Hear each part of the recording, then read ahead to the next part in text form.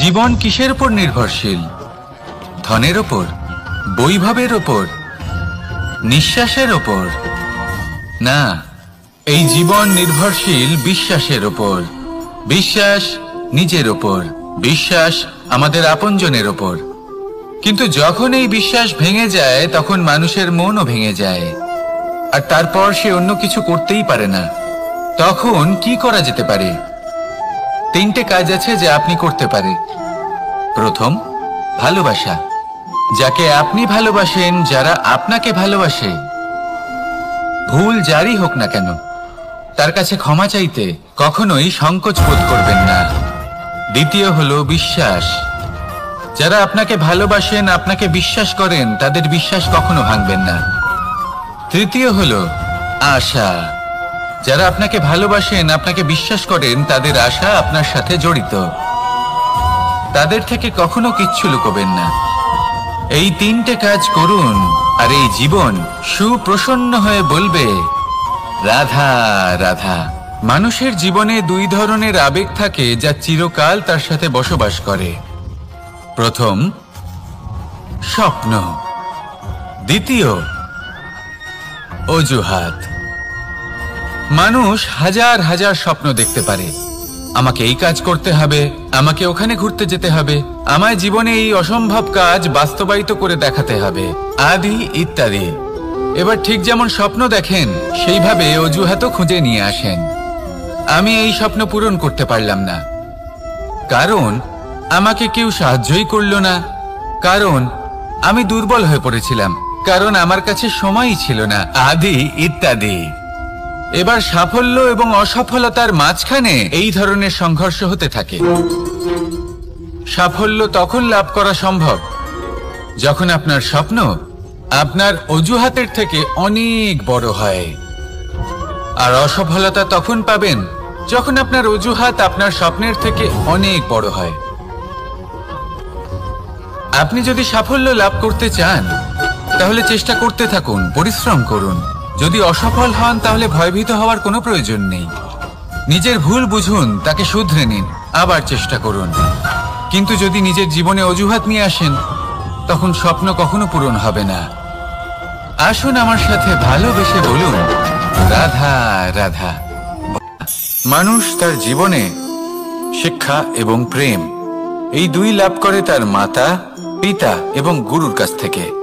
কিন্তু মানুষ সবথেকে বেশি ভালোবাসে নিজের মাতাকে, কারণ মাতা খুব নির্মল চিত্তে ভালোবাসে, শান্ত মনে আমাদের অন্তরে শক্তির সঞ্চার করে থাকেন, আমাদের উৎসাহ দেন, বলশালী করে তোলেন। ব্যাপারটা কিন্তু এমন নয় যে আমরা নিজেদের বাবা বা গুরুকে ভালোবাসি না, তাদেরকেও আমরা অত্যন্ত ভালোবাসি, শুধু ওনাদের কঠোর ব্যবহার দেখলে আমরা একটু ভয় পেয়ে যাই। এবার ওনাদের এই কঠোর ব্যবহার আমাদের ভালো না লাগলেও অত্যন্ত আবশ্যক, কারণ মাতার থেকে আমরা যে শক্তি লাভ করি তা যেন নিয়ন্ত্রণ হারিয়ে বিধ্বংসী না হয়ে ওঠে, আমরা যেন কোনো কুপথে না চলে যাই, আমরা কখনো যেন দোষ না করে ফেলি। শুধু সেই জন্য পিতা এবং গুরু একটু কঠোর হয়ে ওঠেন, এবং ওনাদের এই কঠোর আচরণ ভবিষ্যতে গিয়ে আমরা অবশ্যই বুঝতে পারি।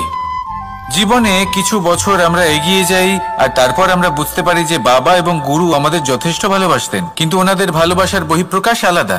প্রয়োজনীয় হলো এটা দেখার, এটা বোঝার যে শুরু থেকে আমাদের প্রতি ওনাদের আচরণ কেমন ছিল। ওনাদের কঠোর হওয়ার পেছনে ওনাদের ভালোবাসাটা বোঝার চেষ্টা করুন, ওনাদের চিন্তাটা বোঝার চেষ্টা করুন, ওনাদের পথপ্রদর্শনের আড়ালে আপনার ভবিষ্যতের জন্য যে পরিকল্পনা ওনারা করেছেন সেটা বোঝার চেষ্টা করুন। তখন আপনারা বুঝতে পারবেন ওনাদের ভালোবাসাকে। আপনার মনের মধ্যে আপনা থেকেই ওনাদের প্রতি সম্মান জেগে উঠবে। নিজের পিতা এবং নিজের গুরু এই দুজনের প্রতি কৃতজ্ঞতা প্রকাশ করুন আর আমার সাথে ভালোবেসে বলুন, রাধা রাধা। ভয়ের সাথে আমরা সবাই পরিচিত, কষ্ট আমরা সবাই পেয়েছি, কখনো কখনো আমরা অসুস্থ হয়ে পড়ি, আর এমন সময় হলে মাতার মমতা, কখনো বাবার স্নেহ, কখনো বন্ধুদের পাশে থাকার অনুভূতি আমাদের রোগ নিরাময়ে সাহায্য করে। কখনো যদি আমরা নিরাশ হয়ে পড়ি, তখন যদি আমাদের কোনো আপনজন আমাদের দুটো ভালো কথা বলে তখন আমাদের মনোবল বেড়ে যায়। ঠিক তেমন সংসারের এই রঙ্গমঞ্চে যদি আপনি পীড়িত অনুভব করেন, কিছু শুভ কথা আলোচনা করুন, কিছু স্তুতি গান করুন, কিছু মুহূর্তের জন্য হলেও নিজের ইষ্টদেবের কথা স্মরণ করুন আর প্রার্থনা করুন। সাহস বাড়বে, শক্তিও বৃদ্ধি পাবে এবং সামনে এগিয়ে চলার পথও দেখতে পাবেন। তখন এই মন প্রসন্ন হয়ে বলবে, রাধা রাধা। কখনো কখনো অন্ধকারের সাথে লড়াই করার জন্য আমরা প্রদীপ জ্বালাই। এতে প্রথমে সলতে রাখি, তারপর তেল ঢালি, তারপর আগুন জেলে এটা প্রজ্বলিত করি। তারপর একটা সময় আসে যখন এই প্রদীপ নিভে যায়। কারণটা কি? কারণ কি এটা যে প্রদীপের প্রকাশমান হওয়ার ক্ষমতা সমাপ্ত হয়েছে? না, এই যে আগুন আমরা দেখতে পাচ্ছি, এই আগুনের জন্য যে শক্তির প্রয়োজন হয় তা আসে এই তেল থেকে। যদি এই তেল সমাপ্ত হয়ে যায় তাহলে এই প্রকাশ তাও সমাপ্ত হয়ে যায়। আর আমাদের জীবনে এই তেল হলো আমাদের কর্ম, আর এই আগুন আর এর দ্বারা উৎপন্ন হওয়া প্রকাশ আমাদের ভাগ্য। যত আমাদের কর্ম ক্ষীণ হতে থাকবে, আমাদের ভাগ্য সৌভাগ্য কোথাও না কোথাও লুপ্ত হয়ে যাবে। যে উজ্জ্বল ভবিষ্যৎ আমরা চাইছি তা কখনো লাভ করতে পারবো না যদি কর্ম না করি। ঠিক যেমন তেল ছাড়া অগ্নি উৎপন্ন হয় না, তেমনি কর্ম ছাড়া সৌভাগ্য হয় না। আর যেমন কর্ম তেমন ভাগ্য। তাই সবসময় কর্ম করতে থাকুন, কর্ম করা থামাবেন না। আর আমার সাথে ভালোবেসে বলুন, রাধা রাধা। জীবনে তিনটি বিষয় আছে, তিনটি বস্তু আছে, তারা যেন আপনাকে কখনো বশে না করে নিতে পারে। প্রথম হলো ধন। ধন যতক্ষণ আপনি ব্যবহার করতে থাকেন, যতক্ষণ তা আপনার কাজে আসছে, ততক্ষণ ঠিক আছে, এই ধন আপনার কাছে অমৃত। কিন্তু যখন এই ধন আপনাকে ব্যবহার করতে শুরু করে, বুঝে যাবেন যে আপনার পতনের সময় শুরু হয়েছে। দ্বিতীয় বিষয়, ফেলে আসা অতীত। যাই করুন, আপনি অতীত পাল্টাতে পারবেন না, আর এই সত্যিটা আপনিও জানেন। কিন্তু তাও এর বশবর্তী আমরা হয়ে পড়ি। আর যখন তাই হয়, তখন এই সংসারে আমরা যেখানেই যাই না কেন, যত বড়ই সুখ লাভ করি না কেন, সেই সব আমাদের কাছে তিক্ত বলে মনে হয়। তৃতীয় বিষয়, আপনার আশেপাশের মানুষ ভিন্ন ভিন্ন ধরনের মানুষ হয়, যাদের চিন্তা ভাবনা এবং দৃষ্টিভঙ্গি ভিন্ন ভিন্ন প্রকারের। যদি এদের বশবর্তী আপনি হয়ে পড়েন, তাহলে কেউ বলবে এটা করো, এটা ভালো। কেউ বলবে এটা করো না, ওটা করো, ওটা ভালো কাজ। কেউ বলবে এই দুটোই করো না, অন্য কিছু করো। এই কথাগুলিতে আপনি এতটাই জড়িয়ে পড়বেন যে আপনি লক্ষ্যভ্রষ্ট হয়ে পড়বেন। তাই এই তিন বিষয় থেকে সাবধানে থাকবেন। যদি কোনো কিছু বশ করতে হয়, তাহলে আপনাকে বশ করতে হবে আপনার আজকে, নিজের বর্তমানকে। এটা খুব প্রয়োজনীয়। এটা ভাববেন যে এই সময়ের সদ্ব্যবহার আমি কিভাবে করব, সময়কে শাসন কিভাবে করব, ওই কর্ম কিভাবে করব যাতে ভবিষ্যতে কখনো আমার আফসোস না হয়, বরং এই সংসার আমাকে নিয়ে গর্ব করবে, সেই কর্ম করুন। আর যখন আপনি এটা শিখে নেবেন, তখন আপনি নিজেই নিজেকে প্রকৃত অর্থে ভাগ্যশালী করে তুলবেন। আসুন আমার সাথে ভালোবেসে বলুন, রাধা রাধা। অনেক সময় আমরা কারোর নীরবতাকে তার দুর্বলতা ভেবে বসি। হতেই পারে সেই ব্যক্তি উত্তর দিতে চাইছেন না, হতে পারে অন্য কোনো কারণ আছে যা আমরা বুঝতেই পারছি না। সেই জন্য তাকে দুর্বল ভেবে নেওয়া অনুচিত। দেখতে গেলে এই বিশাল সমুদ্র এও কিন্তু নীরব, শান্ত হয়। কিন্তু যখন সে রুদ্র মূর্তি ধারণ করে, তখন কি হয়? সমগ্র সংসারকে বিনাশের পথে নিয়ে যায় এই সমুদ্র, প্রলয় সৃষ্টি করে। সেই জন্য কারোর সহ্য শক্তিকে দুর্বলতা বলে মনে করবেন না। কারণ যদি এই নীরবতা নিজেকে ভেঙে বেরিয়ে আসে, তাহলে তা বিনাশের সমস্ত সীমা পার করে যেতে পারে। তাই এই নীরবতাকে সবসময় বুঝুন, সবসময় একে সম্মান করতে শিখুন। আর আমার সাথে ভালোবেসে বলুন, রাধা রাধা। কখনো কোনো চাতক পাখিকে দেখেছেন? কথায় আছে যে বছরে মাত্র একবার সে তার তৃষ্ণা মিটিয়ে থাকে, আর তাও আকাশে ভেসে থাকা মেঘের দ্বারা ঘটানো বৃষ্টির জলের ফোঁটা থেকে। আর কোথাও থেকে সে তার তৃষ্ণা পূরণ করে না। সারা বছর সে নিদারুণ গরম সহ্য করে, তীব্র শীতও সহ্য করে, শুধু এই আশা নিয়ে যে বছরে একবার অন্তত সেই মেঘের ঘন ঘটা হবে, বৃষ্টি হবে, আর সে তার তৃষ্ণা নিবারণ করবে। এটা আসলে কি? এটা আসলে বিশ্বাস। সেই বিশ্বাস যে বছরে একবার সেই মেঘ আসবে তৃষ্ণা নিবারণ করতে। যেমন দেখুন, একটা সূর্যমুখী ফুল সারা রাত অন্ধকারের সাথে যুদ্ধ করে, কারণ তার বিশ্বাস যে ভোরবেলায় সূর্য তাকে অবশ্যই দর্শন দেবেন। সেটাও বিশ্বাস ছিল যার উপর ভরসা করে মনু একটা নৌকা নিয়ে বেরিয়ে পড়েছিলেন এবং সমস্ত সৃষ্টিকে প্রলয়ের হাত থেকে বাঁচিয়েছিলেন। সেটাও ছিল ভালোবাসার প্রতি বিশ্বাস, যার উপর ভরসা করে বানর এবং ভাল্লুক সেনা নিয়ে শ্রীরাম আক্রমণ করেছিলেন সমস্ত বরদানপ্রাপ্ত অসুরগণ এবং রাক্ষসগণের লঙ্কায় এবং জয় লাভ করেছিলেন। এই বিশ্বাসই হলো এই বিশ্বের আশা। বিশ্বাস রাখুন যে আপনি হলেন সর্বশ্রেষ্ঠ এবং শুধুই নিজের কর্ম করতে থাকুন।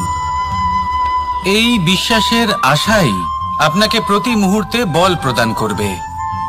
এ হলো আমার বিশ্বাস। আসুন আর আমার সাথে ভালোবেসে বলুন, রাধা রাধা। যোগাসন। যোগাসনে আসন অত্যন্ত গুরুত্বপূর্ণ। এবার আমি বলবো সবথেকে শ্রেষ্ঠ আসন কোনটি। আশ্বাস। নিজেকে আশ্বস্ত করতে থাকুন যে আমি আছি, সব ঠিক হবে, যা হচ্ছে ভালোর জন্য হচ্ছে। এই আশ্বাস আপনাকে জীবনে এমন ধন্যাত্মক বিশ্বাস দেবে যে আপনি বড় বড় সমস্যার সমাধান করতে পারবেন। এবার যদি কথা বলি সবথেকে কঠিন সময়ের, তাহলে সেটা হলো বিচ্ছেদের। যা মা সীতাকে সহ্য করতে হয়েছে শ্রীরামের জন্য, রাধা কৃষ্ণকেও সহ্য করতে হয়েছে।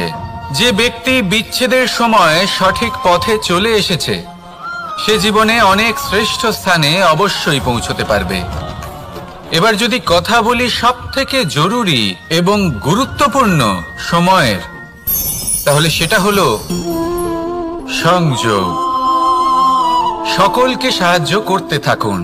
আপনি অন্যদের সাহায্য করে তাদের যত আনন্দ দিতে পারবেন ততটাই আনন্দ আপনারও জীবনে অবশ্যই আসবে।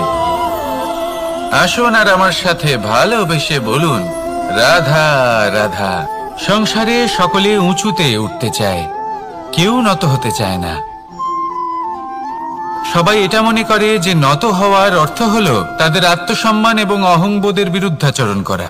তাদের মনে হয় যে যদি আমরা নত হই সংসার আমাদের দুর্বল মনে করবে, তাদের শৌর্য এবং তাদের ব্যক্তিত্বের অপমান হবে। কিন্তু এটা কি সত্যি? প্রত্যেকবার নত হওয়ার অর্থ কি সম্মানহানি হওয়া? কখনোই নয়। আপনি নিজের জীবনকেই দেখে নিন। আপনার কোনো অমূল্য জিনিস যদি নিচে পড়ে যায় তাহলে তাকে কিভাবে তোলেন? সেই বস্তুকে তোলার জন্য আপনাকে নত হতেই হবে। আপনি বড়দের আশীর্বাদ কিভাবে লাভ করেন? আপনি নত হয়ে তবেই তাদের আশীর্বাদ লাভ করতে পারেন, তাই না? ভেবে দেখুন, আপনি একটা পথে হাঁটছেন, আপনি দেখতে চাইছেন যে আপনি সঠিক পথে হাঁটছেন কিনা, পায়ের নিচে কাঁটা পড়ে আছে কিনা। কিভাবে দেখবেন? আপনাকে সেই মাথা নত করেই দেখতে হবে। এর অর্থ কি? অর্থ খুব সহজ। প্রত্যেকবার নত হওয়া অনুচিত নয়, সেটা কোনোভাবেই সম্মানহানি নয়। পরিস্থিতি অনুসারে এবং যেখানে প্রয়োজন আপনি নত হতে শিখে গেলে আপনি অনেক কিছুই লাভ করতে পারবেন।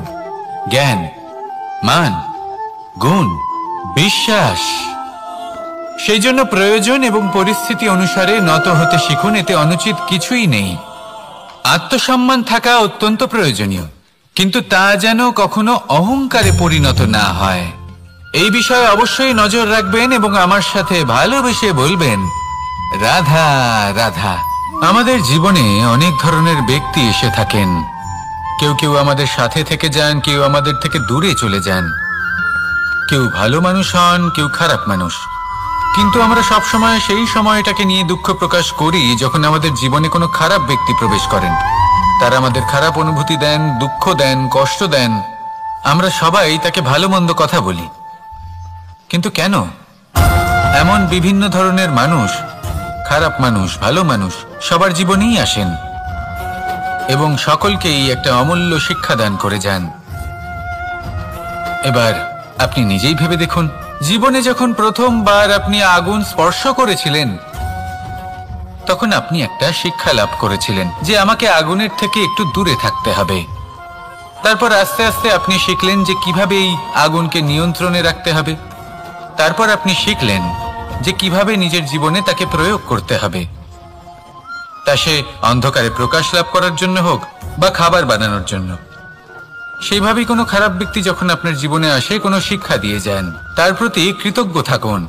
তার বিষয় খারাপ ভাবার বা খারাপ অনুভূতি নিয়ে থাকার কোনো প্রয়োজন নেই। সেই শিক্ষা লাভ করুন, ইতিবাচক মনোভাব নিয়ে জীবনের সামনে এগোতে থাকুন। কেউ নেই যিনি আপনাকে বাধা দিতে পারেন। আসুন আমার সাথে ভালোবেসে বলুন, রাধা রাধা। অনেক সময় আমরা জীবনে অনেক মানুষকে এমন বলতে শুনে থাকি যে আমি অসফল হয়েছি কারণ আমার সময় ভালো যাচ্ছিল না। আমি এই জিনিসটা লাভ করতে চাইছিলাম কিন্তু করতে পারলাম না কারণ আমার সময়টা ভালো যাচ্ছিল না। আমি আমার জীবনে ওই মহান কাজটা করতে চাইছিলাম কিন্তু করতে পারলাম না। কেন? কারণ আমার সময়টা ভালো যাচ্ছিল না। কিন্তু যে মুহূর্তে ভালো সময় আমার জীবনে আসবে আমি সব কিছু প্রাপ্ত করব। এমন প্রায় প্রত্যেকেই বলেন। আসুন একটা কথা বোঝা যাক। একজন মালিকে দেখুন, সে প্রত্যেক দিন গাছের সেবা করে, তাকে জল দেয়, তার যত্ন আত্তি করে। কেন? প্রত্যেক দিন সেই গাছ ফল দেয় না। সঠিক সময় এলে তবেই সেই গাছ ফল দেয়, কিন্তু প্রত্যেক দিন মালি তার সেবা করে, তাকে যত্ন করে। শুধুমাত্র তখন করে না যখন সেই গাছ ফল দিতে সক্ষম। আর যদি মালি গাছের যত্ন প্রতিদিন না করে তাহলে হয়তো সেই গাছ ফল দিতেই পারবে না। এটাই হলো আমাদের জন্য একটা শিক্ষা। যখন সময় আমাদের জন্য অপেক্ষা করে না তখন আপনি সময়ের জন্য কেন অপেক্ষা করছেন? ভালো সময়ের জন্য অপেক্ষা করবেন না। ভালো এবং শুভ কর্ম দ্বারা ভালো সময়কে নিজের কাছে টেনে আনুন। নিরন্তর কর্ম করুন, পরিশ্রম করতে থাকুন। শুভ সময় আপনা থেকেই আপনার কাছে আসবে। আসুন আমার সাথে ভালোবেসে বলুন, রাধা রাধা। জীবনে এমন কিছু কাজ রয়েছে যা আমাদের কখনোই করা উচিত নয়, যেমন আশা করা। যদি আপনি আশা করেন আর আপনার আশা পূর্ণ না হয় আপনি খুবই কষ্ট পাবেন। এবার আপনি যদি প্রতীক্ষা করেন, করতেই থাকেন, আর সেই ব্যক্তি যদি না আসে তাহলেও খুব কষ্ট পাবেন। আর হলো তুলনা। আপনি যদি তুলনা করতে যান তাহলে এটাই ভাববেন যে হয় আমি বা অন্য কোনো ব্যক্তি, এই দুজনের মধ্যে কোনো এক ব্যক্তি নিকৃষ্ট। আর এই ভাবনাটাই হলো অনুচিত। যদি আমরা কথা বলি সেই সব বিষয়ে যা আমাদের করা উচিত, যেমন পরীক্ষা। এই পরীক্ষা সবসময় আমাদের আরো সফল করে তোলে, আরো শ্রেষ্ঠ করে তোলে, আরো উৎকৃষ্ট করে তোলে। আসন্ন মহাসংগ্রামের জন্য আমাদের প্রস্তুত করে তোলে এই পরীক্ষা। তাই এই পরীক্ষার থেকে কখনোই পালাবেন না, এর সম্মুখীন হন। আর হলো কর্ম। কর্ম করা কখনোই বন্ধ করবেন না। তুলনা করার বদলে কর্ম করুন, প্রতীক্ষা করার বদলে কর্ম করুন, আর আশা করার বদলে কর্মই করুন। জীবন সফল হয়ে যাবে। দেখুন, সবার শেষে সত্যি বলতে এই কর্ম আর এই পরীক্ষা, এই দুই আমাদের জীবনকে সুখী করে তুলতে পারে। আসুন আর আমার সাথে ভালোবেসে বলুন, রাধা রাধা। মাকড়সারা ভীষণ পরিশ্রম করে এটা তৈরি করে।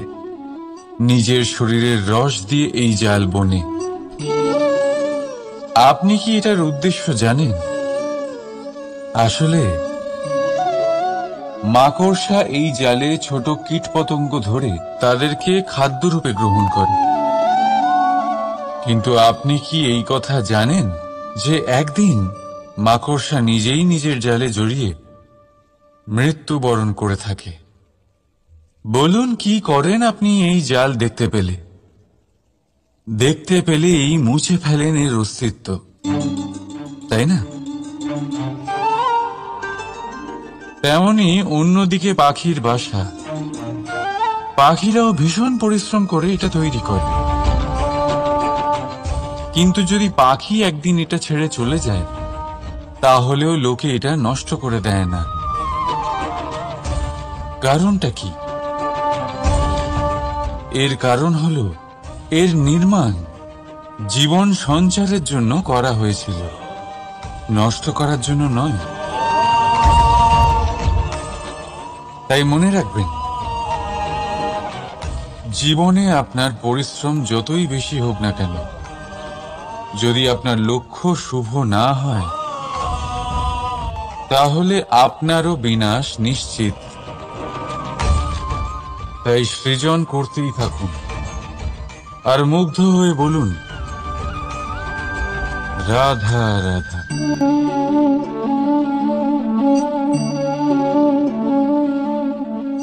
আপনার কি মনে হয় আমি কি করছি? আপনি বলবেন আমি প্রদীপ জ্বালাচ্ছি। সঠিক, কিন্তু প্রশ্ন হচ্ছে যে আমি কি আপনাকে বলেছি যে একে প্রদীপ বলা হয়? না। এই প্রদীপ কি নিজেই নিজের পরিচয় আপনাকে দিয়েছে?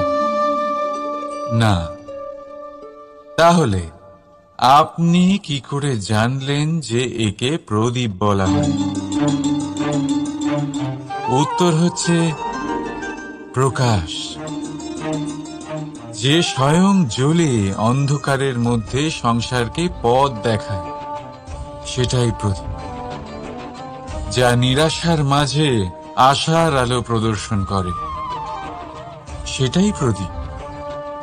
অপর দিকে আছে সাপ, যাকে না দেখেও তার ফনার আওয়াজ শুনেই লোকে ভয় পেয়ে যায়। তার মানে ব্যক্তির পরিচয় তার কর্মের দ্বারা পাওয়া যায়। তাই আপনার এটা বলার প্রয়োজন নেই যে আপনার পরিচয় কি।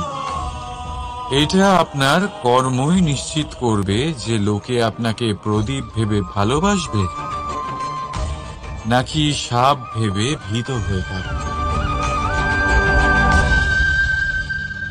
রাধা রাধা। সময় কত বিচিত্র হয়।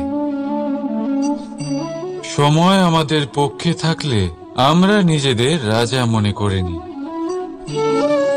আর সেই সময় যদি বিপক্ষে চলে যায়, তাহলে নিঃস্ব হতে সময় লাগে না। তাই মানুষের একটা অভ্যেস আছে, খারাপ সময়ের জন্য কিছু সঞ্চয় করা। আত্মীয়, বন্ধু খারাপ সময় পাশ থেকে সরে যায়। যশ, মান প্রতিকূল সময় চিরস্থায়ী হয় না। তাই মানুষ মনে করে অর্থ সঞ্চয় করাই শ্রেয়। অর্থের কোনো হৃদয় নেই যা সময়ের সাথে পরিবর্তিত হবে। সংসার বলে সর্বদা অর্থ সঞ্চয় করতে থাকুন। খারাপ সময় অবশ্যই কাজে লাগবে, কিন্তু আমি বলবো শুভ কর্ম করতে থাকুন, আনন্দে থাকুন, নিজের ওপর আর ঈশ্বরের ওপরে বিশ্বাস রাখুন। খারাপ সময় কখনো আসবেই না। রাধা রাধা। প্রকৃতি মানুষকে এক বিশেষ শক্তি দিয়েছে, অন্য জীবের থেকে বেশি শক্তি দিয়েছে। স্মরণ শক্তি।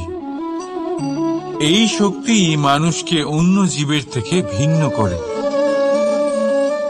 ইতিহাস রচনা করার প্রেরণা দেয়, জ্ঞানকে বংশানুক্রমে এগিয়েও নিয়ে যায়। আর যারা ভুলে যান, অধিকাংশ সময় তারা উপহাস আর দয়ার পাত্র হয়ে যান। কিন্তু এটাই কি প্রকৃত রূপে সত্য? না, এই স্মরণ শক্তি মানুষের বিকাশে সব থেকে বড় বাধা হয়ে দাঁড়ায়। তার মনকে দূষিত করে দেয়। খারাপ অভিজ্ঞতা, কারোর করা বিশ্বাসঘাতকতা, কারোর কটাক্ষ বেশিরভাগ মানুষই ভুলতে পারেন না, আর তারপর প্রতিশোধ নিতে উদ্যত হন। প্রথমে সময় নষ্ট করেন প্রতিশোধের প্রস্তুতিতে, আর তারপর সময় নষ্ট করেন প্রতিশোধ নেওয়ার সুযোগ খুঁজতে। যদি সন্তুষ্টি পেতে চান, যদি জীবনে আনন্দ পেতে চান, তাহলে স্মরণ শক্তির সদ্ব্যবহার করুন। নিজের স্মরণ শক্তিকে চালনা করুন শুধুমাত্র ভালো কথা আর ভালো স্মৃতির দিকে। জীবনে আনন্দ পাবেন। রাধা রাধা। মানুষ নিজের পরিবারের জন্য কত কিছুই না করে। দিন রাত পরিশ্রম করতে থাকে যাতে তার পরিবারের প্রয়োজন পূরণের জন্য অর্থ রোজগার করতে পারে। কিন্তু শুধু অর্থ রোজগার করাটাই কি যথেষ্ট? আপনি বলবেন, হ্যাঁ নিশ্চয়ই, অর্থ দিয়ে সব কিছু পাওয়া যায়। বিদ্যা পাওয়া যায়, বাড়ি পাওয়া যায়, ওষুধ পাওয়া যায়, আর কত কিছুই না পাওয়া যায়। এইসব একটা পর্যায় পর্যন্ত সঠিক, কিন্তু একটু মন দিয়ে ভেবে দেখুন, যখন কোনো শিশু অসুস্থ হয়ে পড়ে তখন সে ওই তিক্ত ওষুধ কেন খেয়ে নেয়? এই জন্য কারণ ওর পিতা সেই ওষুধ অর্থ দিয়ে কিনেছে? না, বরং এই জন্য কারণ তার পিতা যে তার সামনে দাঁড়িয়ে, তার ওপরে তার বিশ্বাস আছে। বিশ্বাস আছে যে উনি তার কিচ্ছু হতে দেবেন না। এই বিশ্বাস, এই সংস্কার, এই শিক্ষা কখনো অর্থ দিয়ে পাওয়া যায় না। এটা পাওয়া যায় সেই সময় থেকে যা মাতা পিতা তাদের সন্তানের সাথে কাটিয়েছেন। তাই জীবনে অর্থ অবশ্যই উপার্জন করুন, কিন্তু নিজের পরিবারকেও সময় দিন, আনন্দ পাবেন। রাধা রাধা। বিরোধিতা এমন এক শব্দ যা শুনে আমরা সবাই ভয় পেতে থাকি। যদি কেউ আমাদের বিরোধিতা করে তা আমাদের সহ্য হয় না। আমরাও কারোর বিরোধিতা করে কোনো শত্রুতা করতে চাই না। এই ধরনের ভাবনা আমাদের মনে আসতেই থাকে। কিন্তু বিরোধিতা, এই শব্দ আপনার শান্তির জন্য, আপনার সুখের জন্য কতটা গুরুত্বপূর্ণ তা আপনারা জানেন না। তাই যদি কাল এসে কেউ আপনার বিরোধিতা করে, তখন সবার আগে নিজেকে যাচাই করুন। আপনি কি ভুল করেছেন? আপনার দোষ কি? নিজের মধ্যে কি ত্রুটি আছে সেটা বোঝার চেষ্টা করুন। নিজেকে সংশোধন করার চেষ্টা করুন, তারপর দেখুন বিরোধিতার এই আগুন আপনাকে স্বর্ণ থেকে কুন্দন বানিয়ে তুলবে।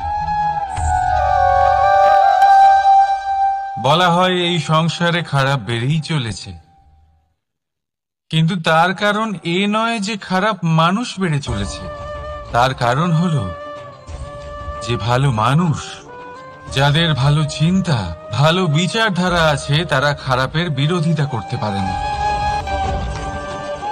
যদি আপনার সম্মুখে কোনো খারাপ কর্ম হয়, তাহলে তার বিরোধিতা করতে সংকোচ করবেন না, কারণ বিরোধিতার এই আগুন মন্দকে পিছুপা হতে অবশ্যই বাধ্য করে। রাধা রাধা। বিশ্বাস,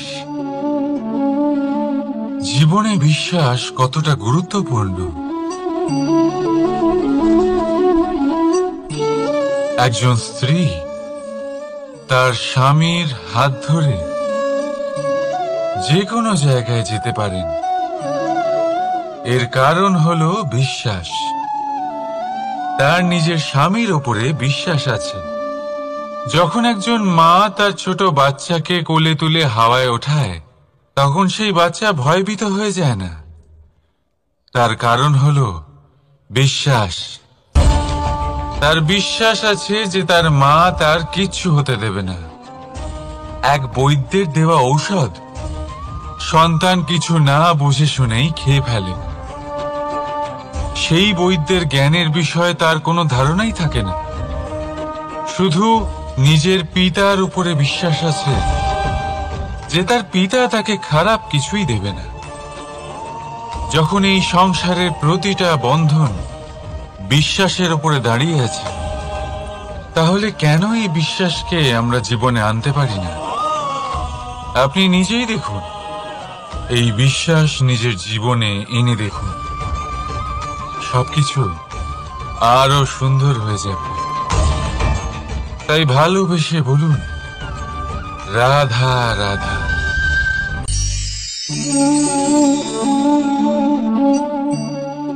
অহংকার, এই শব্দটা সবাই শুনেছেন। বহু মানুষকে আপনি এটা বলতে শুনেছেন যে ওই ব্যক্তির অহংকার আছে, ওই মানুষটির ক্ষমতার অহংকার আছে, ওই ব্যক্তির নিজের রূপ নিয়ে অহংকার আছে, ওই ব্যক্তির নিজের অর্থের অহংকার আছে, ইত্যাদি ইত্যাদি। কিন্তু এই অহংকার, এর অস্তিত্ব হয় কি করে? এবারে একবার এই হাতটা দেখুন। যদি এই হাতের 5 আঙ্গুল উঠে দাঁড়ায়, আশীর্বাদ। আর যদি এই হাতের 5টা আঙ্গুল একসাথে মুঠো হয়ে যায়, শক্তি, সংকটের বিরুদ্ধে ঢাল। কিন্তু এই একটা আঙুল সংকটের কারণ হয়ে দাঁড়াতে পারে। এই একটা আঙুল শত্রুকে আহ্বান জানায়। এবার অহংকার বলে এই শব্দটাই দেখে নিন। আমাদের থেকে আলাদা হয়ে গেলে হয় অহং। অহং অর্থাৎ ব্যক্তির মনে হয় যে সে আপনদের থেকে, নিজের বন্ধুদের এবং সঙ্গীদের থেকে, নিজের পরিবারের থেকে অনেক উপরে, অনেক শ্রেষ্ঠতর সে। কিন্তু মনে রাখবেন, এই অহংকার কোনো ব্যক্তির অস্তিত্বের বিনাশের প্রথম ধাপ। তাই ঝেড়ে ফেলে দিন এই অহংকারকে, আর বিশ্বাস করুন আমাদের ওপর, কারণ তখনই আপনি শান্তি পাবেন। আর সেই শান্তির সাথে বলে উঠবেন, রাধা রাধা।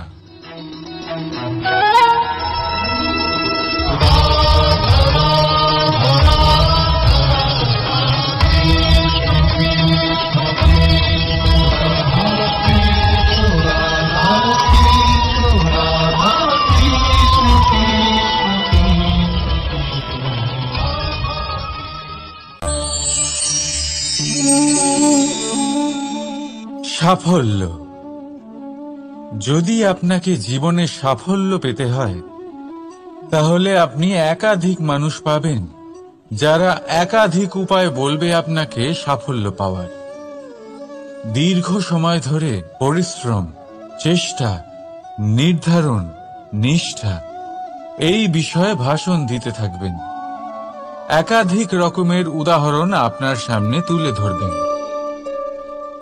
কিন্তু আমার এটা মনে হয়, আমরা কেন সেই বিষয়ে কথা বলি না যা মানুষকে অসফল করে তোলে? শুধু দুটো ব্যাপার অসফল হওয়া নিশ্চিত করে। শুধু 2 ধরনের মানুষ বেশিরভাগ অসফল হন। প্রথম তারা যারা ভাবে অনেক কিছু কিন্তু কিছুই করে না, আর দ্বিতীয় তারা যারা অনেক কিছু করতে থাকে কিন্তু ভাবনা চিন্তা না করে। ভাবনা আর কর্ম, এদের মাঝে সামঞ্জস্য রাখা খুব জরুরি। যদি এটা থাকে তাহলে জীবনে কখনো অসফল হবেন না। রাধা রাধা। আপনি অনেককে এই কথা নিশ্চয়ই বলতে শুনেছেন, এই ব্যক্তির দৃষ্টিতে দম্ভ আছে, এই ব্যক্তির চোখের ওপর অহংকারের পর্দা পড়ে আছে, ইত্যাদি ইত্যাদি। চলুন আমি আপনাকে একটা প্রশ্ন করছি, আপনি দেখেন কি দিয়ে? দৃষ্টি দিয়ে নাকি দৃষ্টিভঙ্গির সাহায্যে? ভাবুন। চিন্তায় পড়ে গেলেন নিশ্চয়ই। দৃষ্টি যে কোনো বস্তুর বা যে কোনো মানুষের শুধু বাইরের রূপটা দেখায়, যেখানে দৃষ্টিভঙ্গি আপনাকে সোজা আসল পরিচয়ের সাথে সাক্ষাৎ করায়। উদাহরণ হিসেবে চন্দ্র। চন্দ্র আমরা সবাই দেখেছি। বহু মানুষ আছেন যাদের চন্দ্র অত্যন্ত সুন্দর লাগে, আবার কিছু মানুষ এমনও আছেন যারা এই চন্দ্রের মধ্যেই দাগ খুঁজে বার করে। এই হলো দৃষ্টিভঙ্গি। যদি নিজের দৃষ্টিভঙ্গিতে প্রেম রাখেন, ভালোবাসা রাখেন, সম্ভ্রম রাখেন, তাহলে তার বদলে আপনিও প্রেম আর সম্মান অবশ্যই পাবেন। এবারে দেখুন, যে জল দিয়ে ঈশ্বরের মূর্তি ধোয়া হয় তাকে চরণামৃত বলা হয়। এটার কারণ দৃষ্টিভঙ্গি।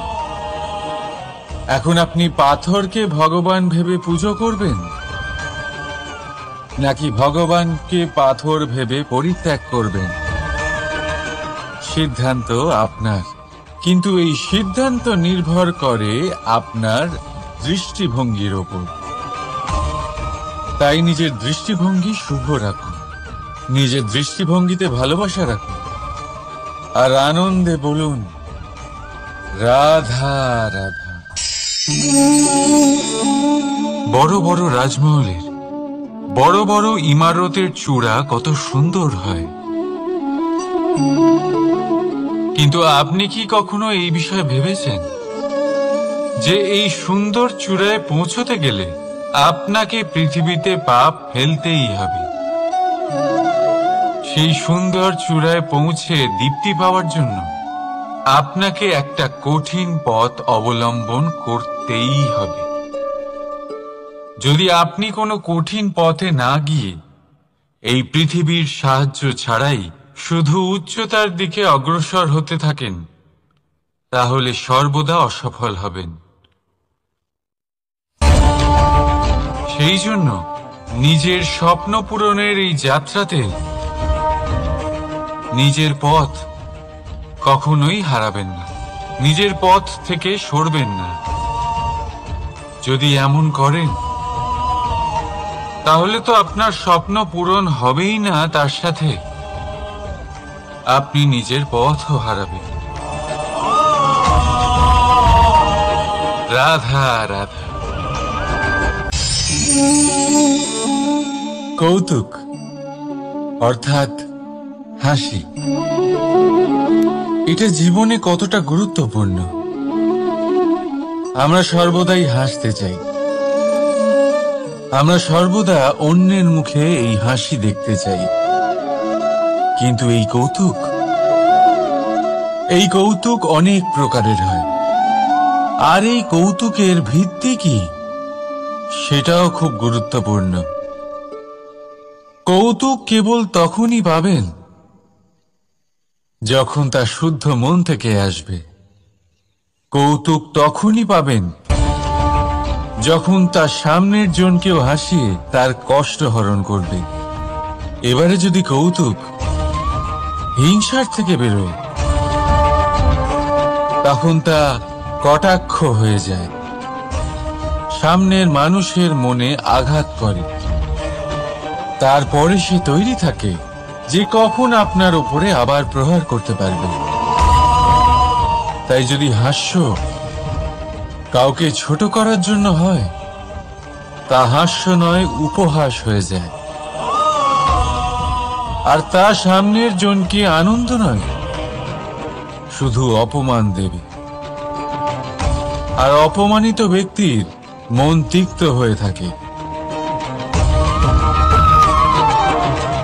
তাই মনে রাখবেন যে এই কৌতুক যেন কৌতুকই থাকে, তা উপহাস বা কটাক্ষ না হয়ে যায়। রাধা রাধা।